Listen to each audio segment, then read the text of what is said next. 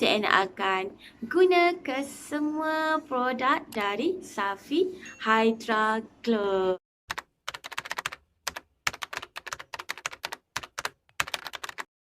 Hai, Assalamualaikum. Selamat datang ke YouTube channel Cikgu Nur Azimah. Okey, hari ini saya nak review satu beauty produk dari SAFI Malaysia. Okey, semua tahu kan SAFI Malaysia ada pelbagai rangkaian produk. So, this one adalah salah satu produk baru dari SAFI Malaysia, iaitu SAFI Hydra Glow. Dengar je glow, mestilah excited kan, semua nak kulit yang glowing. Okey, jom tengok CN unboxing kotak yang besar ni. Jom.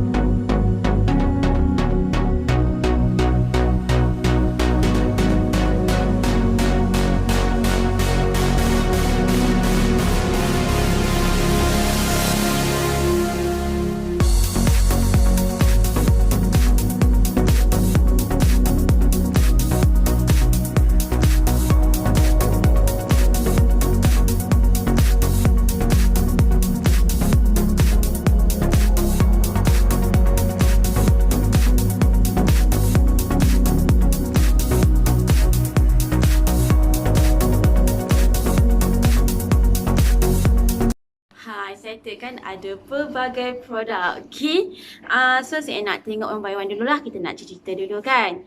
Okay, this one adalah eye mask. Okay, eye mask ni korang dapat free kalau korang beli satu set ni. Saya yang paling suka kan adalah cleanser dia. Cleanser dia best sebab okay, lupa cerita. Ke semua rangkaian produk Hydra Glow ni, dia diperkaya dengan 3 bahan utama, iaitu Fermented Rice Extract, vitamin B5 dan Hyaluronic Acid.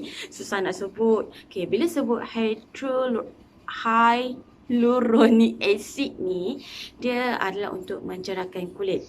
Vitamin B5 pun sama untuk kulit, dan Fermented Rice Extract ni biasanya digunakan oleh wanita Jepun untuk memoisturizerkan kulit, melembapkan kulit. Okay, kegunaan beras tu, beras yang difirmkan, panggil apa bahasa Melayu dia, susah kita nak sebut.